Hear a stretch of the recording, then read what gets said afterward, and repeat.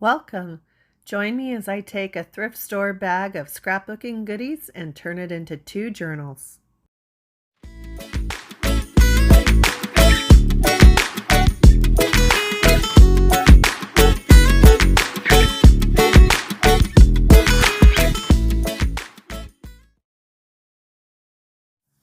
Well, hello there!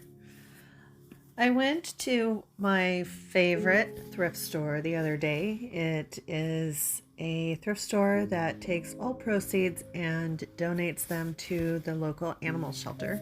They always have a ton of junk journal goodies. It's where I get almost all of my junk. And I saw this bag and it was $3. I have no idea what was inside of it, but it was pretty thick. So I thought, I'm going to challenge myself to grab this bag and turn it into a journal. And when all was said and done, I actually had enough to make 2 journals out of it. So in this first video, I'm going to show you how I sort through and turn some of these scraps into signatures. I started by going through each paper and I separated them into what I thought I could use for signatures and what would be used for embellishments. That Halloween page to the right I was looking at quite a bit because it had some interesting texture, and I think I'm going to end up using those lacy black snowflakes. Anyway, I was going through sorting the stacks and just discovering what was there, what wasn't, and there was all kinds of interesting things. There were a lot of Stampington papers, the papers that come in the magazine. What do they call them? Artist papers, where they give you the blank papers that you can use for whatever you'd like. So there were a lot of those in there. That was a neat discovery. There's also a lot of scrapbooking paper, some digital printouts on various types of paper. It turned out to be a pretty interesting stack. Right here, I was checking the corner of that book page to see how brittle it was, and it turned out being way too brittle to use as a signature, but I can use it as a background for some kind of embellishment. So I'm almost through this stack, and then what we have at this point is where I divided it up. And now I'm going to take the stack I chose for signatures and divide it into 2 further stacks. This is where I ended up getting 2 journals worth of signatures out of this instead of 1. So I'm going through here and I decided to divide it into darks and brights. So I'm going to have a really light colored, more feminine type journal, and then I'm going to have a darker, more masculine type journal. Now, as I'm going through these pages, I'm also thinking to myself, do I want these to be broken up into smaller embellishments? Am I going to divide these in between my light and dark? What size signatures do I want for these journals? You'll see me folding here. I'm thinking, do I want this to be 1 signature or 2 shorter ones? I'm also trimming off the edges of the Stampington pages that have been ripped out of the magazine.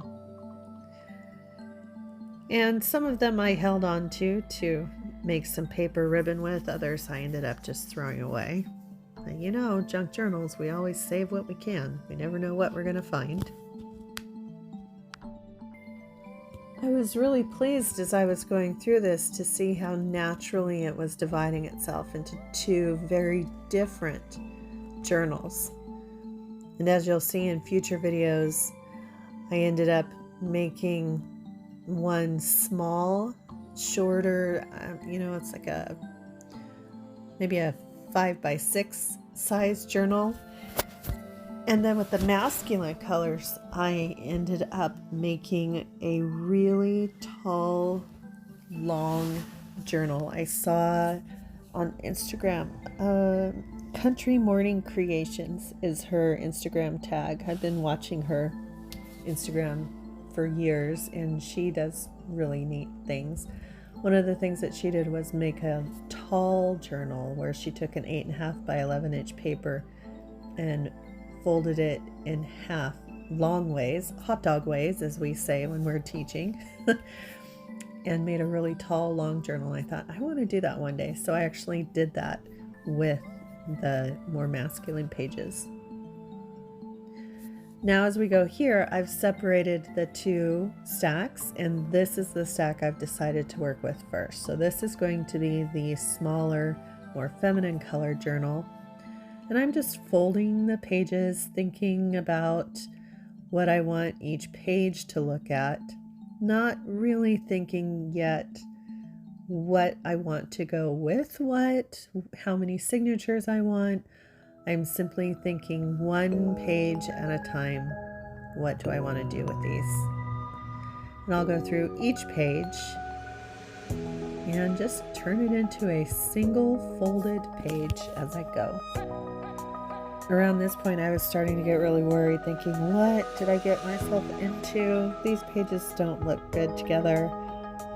But I was determined to challenge myself and make something out of this bag of paper because it was such a great find. And in true junk journal fashion, you find a bag of junk and you gotta turn it into something beautiful. I'm just about done making each page. Those polka dotted pages that you see on the left, I tell you, those pages, the back side is a sort of zigzaggy pattern that gives me a headache to look at. So we'll see what becomes of that in the end. But like I said, I was determined to use all of these.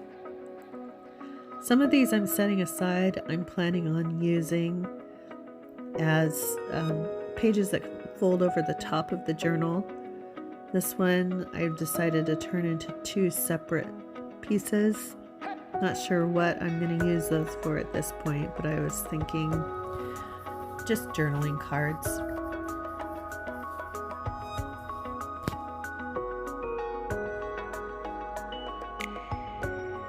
Some of these pieces are so small that I'm not quite sure what I'm going to do with them.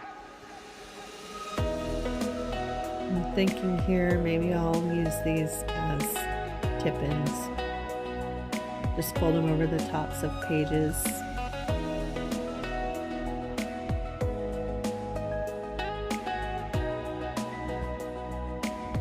This paper that I'm working with right now is one of the inserts from the Stampington magazine. I only buy those magazines if I see them at thrift stores. They're so expensive here. But I love the papers. So I was really excited to see that there were so many of them included in this pack. One of the things that drew me to junk journaling in the first place was just the enjoyment of playing with a stack of paper or old books or art supplies and never really knowing where you were headed, what was going to be the result. It's always a mystery for me. I never have anything planned. I just sort of start and see what happens. Now I'm taking all of those pages that I folded and I'm just sorting them back to front from tallest to shortest. And this is going to help me when I start putting my signatures together. I like to put them together so that when you look at each individual signature, you see a mix of different heights in the pages. Once I have them sorted, then I start dividing them into two piles. And that is the beginning of my signatures. So I'm starting with the back with the tallest and going one, two, one, two, sorting them by color, seeing what I think will go well together. Once I do this, I'm going to take those stacks and then divide them again into smaller stacks. And I keep repeating this until I have the signatures looking exactly how I want. So I don't have a formula as to how many pages are in each signature. It just depends. Some signatures end up being more pages than the others. Some are quite small. And I just do that so that as I stack them, there's always a mix of heights as you're going through the journal. Ending up with the center page being a full blank spread. I usually like to leave the center page as an empty canvas for the owner of the journals. Most of these signatures ended up going together really well and blend with each other. I have this one blue signature pack that drove me crazy. I still am not sure that I like how it ended up. But like I said, I was determined to use this stack of papers, and this was challenging. And I could have just thrown it out, and I probably would have just taken that signature and put it aside and saved it for another journal had I not challenged myself to use everything in this packet. So I ended up with a blue signature, blue hued signature that was somewhere in the middle, but it ended up turning out okay. Not my favorite, but it is what it is. A couple of these signatures I ended up really liking. There's just a peaceful feel to this journal. And I think I ended up with 6 signatures. 1, 2, 3, 4, 5, 6. Yep. So quite a few signatures on this.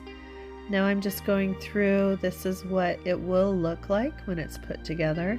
Making sure that everything is right side up, because I always end up with an upside down page in there. But that was it. That was my journal challenge. So stay tuned for the next video and see what comes next.